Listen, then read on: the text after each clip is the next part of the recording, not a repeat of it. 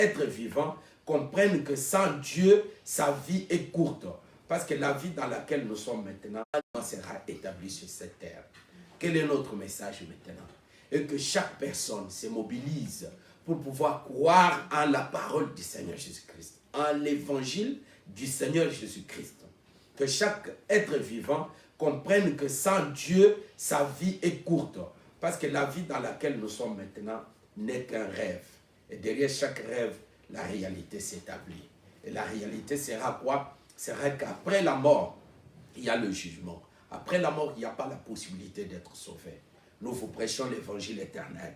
Nous sommes de l'Assemblée des Saints de Paris à Saint-Denis, derrière la gare 17, boulevard de la Libération. Nous organisons nos cultes chaque mercredi et chaque vendredi de 18h à 20h. Et les dimanches, nous sommes là à 10h30. Nous sommes joignables sur tous les réseaux sociaux. Nous sommes présents pour vous apporter, non pas pour nous faire connaître. Je peux vous dire que naturellement, nous avons tout ce qu'il faut pour se faire connaître. Mais si nous venons devant vous, c'est juste pour vous apporter une petite grâce que le Seigneur a départie à nous, afin que cela vous soit favorable. Que chaque personne se mobilise et comprenne que chaque minute qui passe compte. Que chaque instant qui passe dans votre vie compte. Et que Jésus-Christ revient bientôt. Ça nous rapproche du retour du Seigneur Jésus-Christ. Quand vous voyez le bouleversement, les soulèvements, aujourd'hui ceux qui protestent contre le racisme ne sont pas seulement d'une telle race. Toutes les races ont compris que nous sommes tous une seule race, la race humaine sur la terre. Voilà pourquoi les gens se sont mobilisés. Mais malgré la mobilisation, cela ne pourra rien changer. Je peux vous rassurer qu'on peut vous prendre. Bon, que vous pouvez vous donner à diriger un pays, vous allez devenir mauvais comme tous les présidents que vous êtes en train de reprocher aujourd'hui. Tournez vos regards. Parce que votre secours ne viendra pas du gouvernement de ce monde.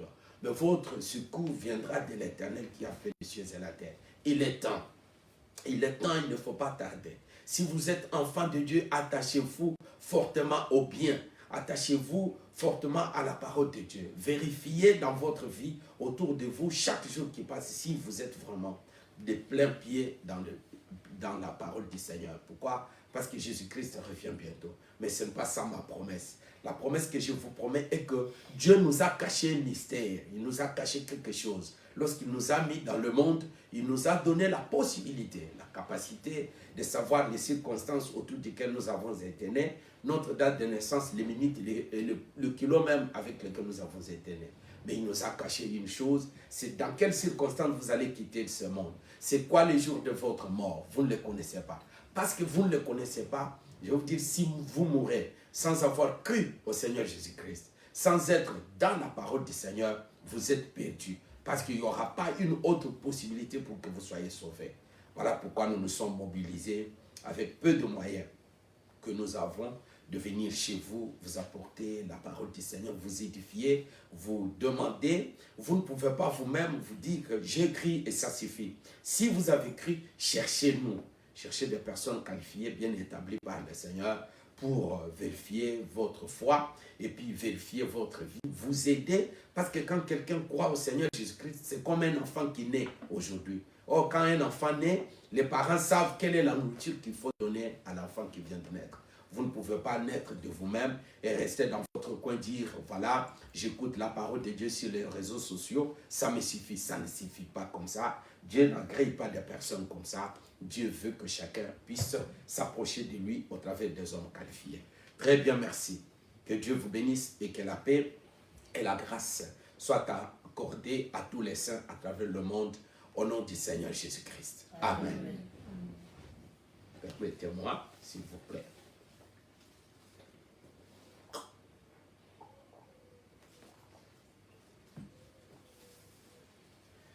Nous parlons de la grande vision. C'est la vision céleste. Cette grande vision que Moïse a vue à Sinaï.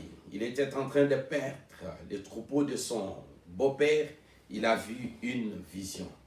Et c'était quoi? C'était que le buisson est dans le feu est dans le buisson, mais le buisson ne se consumait pas.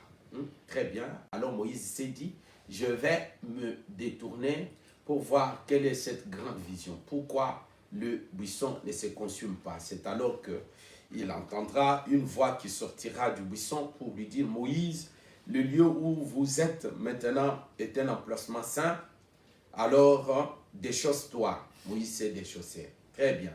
Maintenant, dans la grande vision, nous nous sommes canalisés vers la doctrine. Parce que nous avons expliqué au peuple de Dieu que pour un agneau dérobé, il en faut 4. Et les 4 qui viennent, c'est cet enseignement de la parole du Seigneur qui est présenté dans les 4 dimensions. C'était ça, ce que nous venions de parler toute la semaine qui vient de passer. Nous avons parlé de ces 4 dimensions comme les 4 femmes de Jacob, qui a donné naissance aux 12 enfants, qui sont les 12 prophètes de Jacob. Et ces 12 enfants viennent de 4 femmes. La femme, c'est l'enseignement.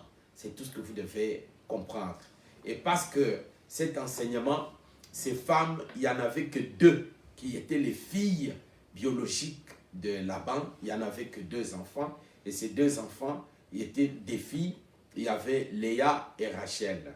Alors ce sont ces 2 filles qui vont devenir des femmes de Jacob lorsque Jacob débarquera dans la maison de son oncle qui est Laban. Très bien, merci.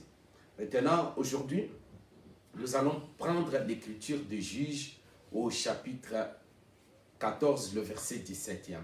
Juges 14, le verset 17e. Nous lisons ensemble au nom du Seigneur Jésus-Christ. Et elle pleura auprès de lui pendant les 7 jours qui dira leur festin.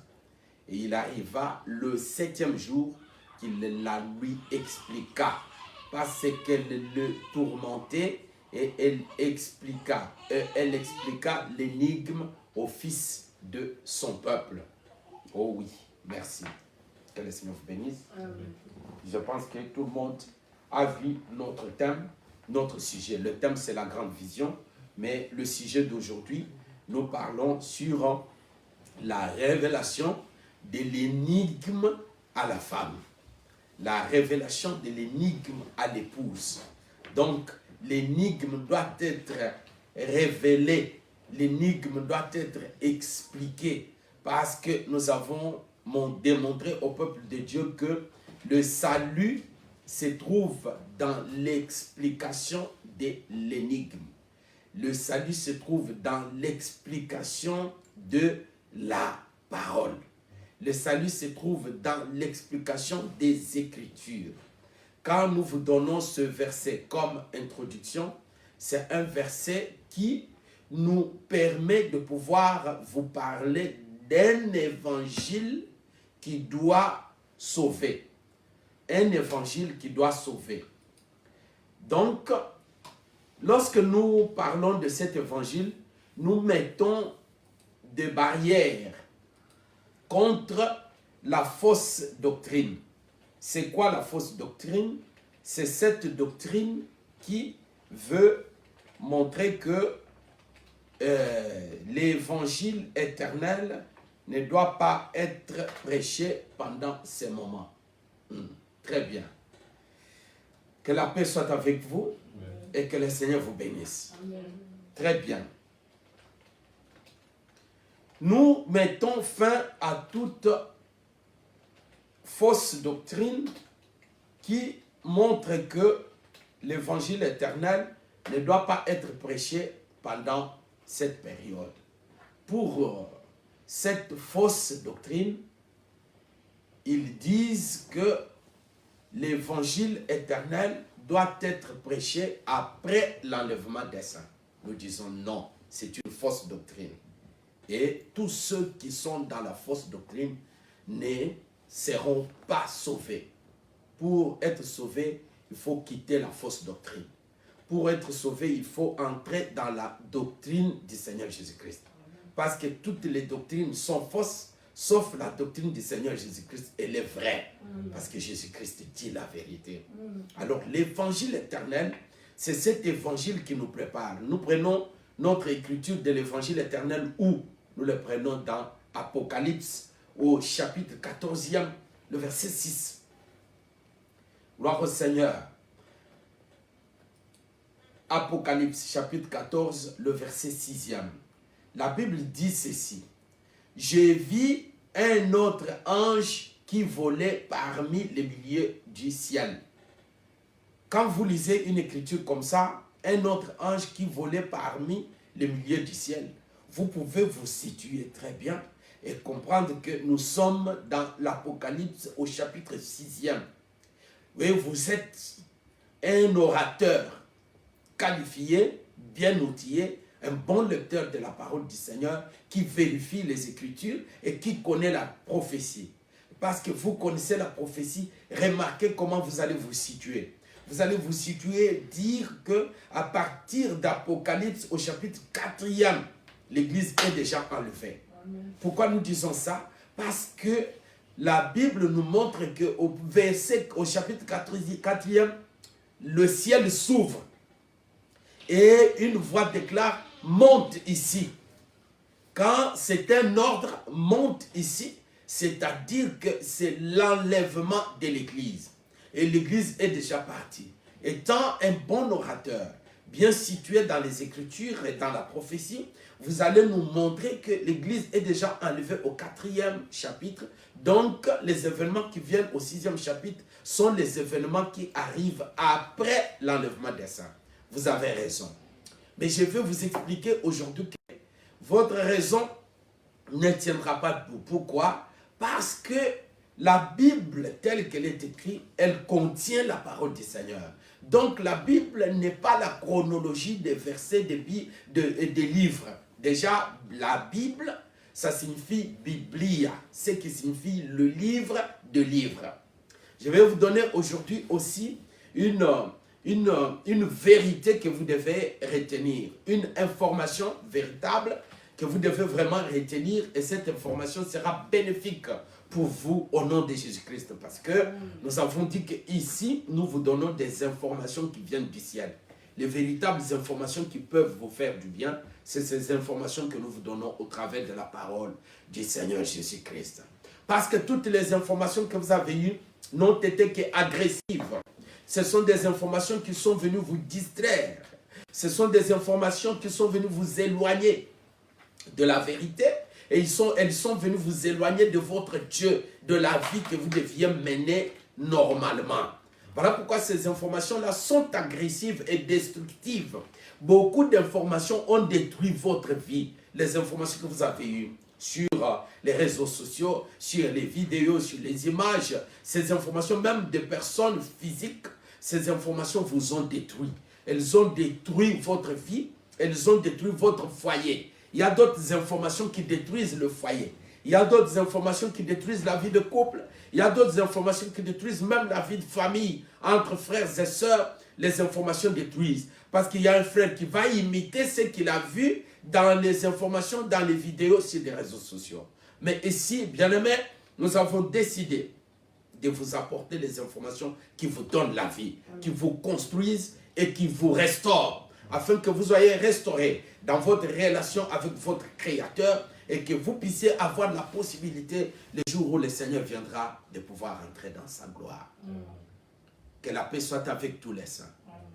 Nous rappelons que le monde va passer. Nous rappelons que ta souffrance n'a pas une durée éternelle. Ce qui est éternel, c'est l'évangile. L'évangile est éternel parce qu'il parle de quelqu'un qui est éternel, de l'éternel Dieu des armées. Voilà pourquoi il s'agit de l'évangile éternel. Bien-aimé, crois. Vous êtes malade, crois que cet évangile vous apporte la guérison. Crois, bien-aimé, vous êtes dans une situation la plus compliquée de votre vie. Crois que cet évangile vous apporte la solution à votre problème.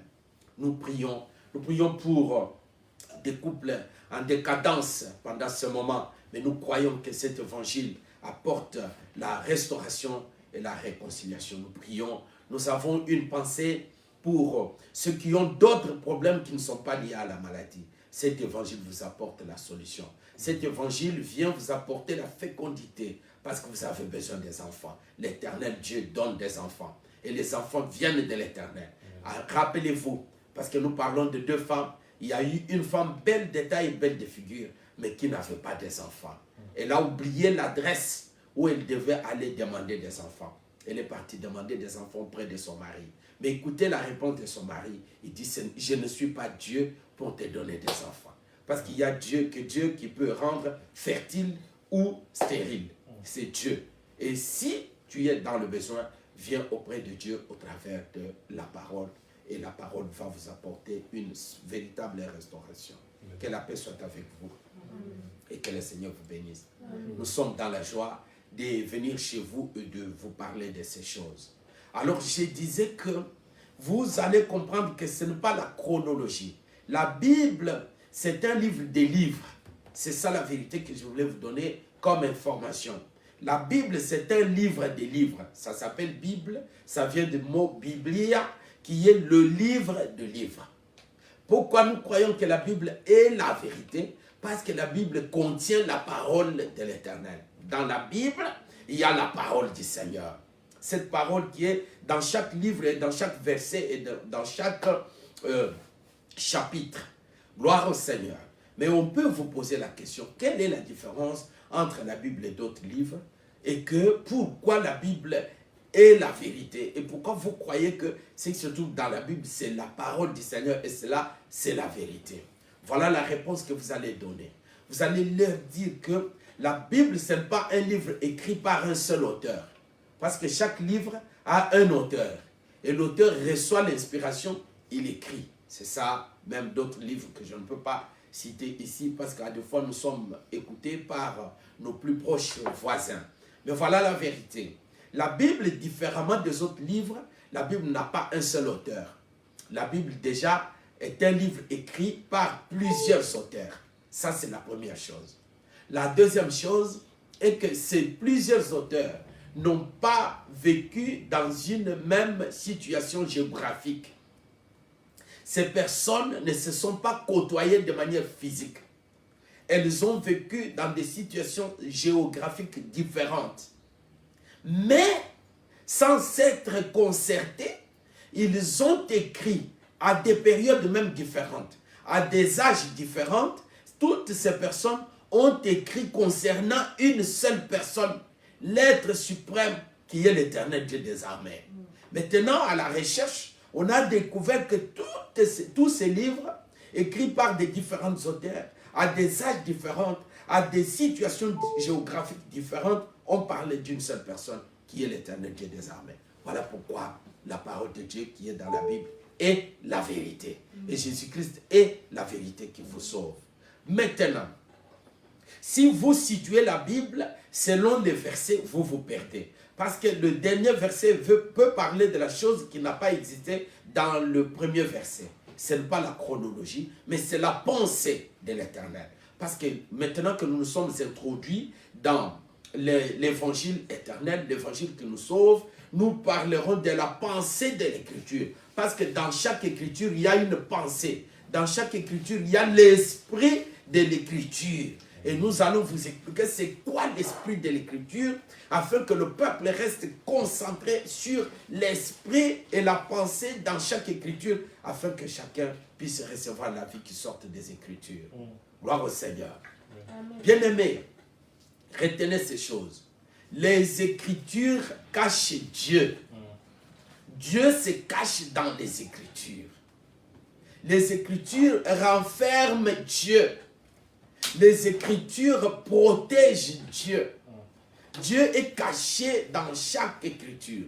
Maintenant, le travail des ministres, c'est de venir dénicher Dieu, les trouver dans chaque Écriture où il se sale.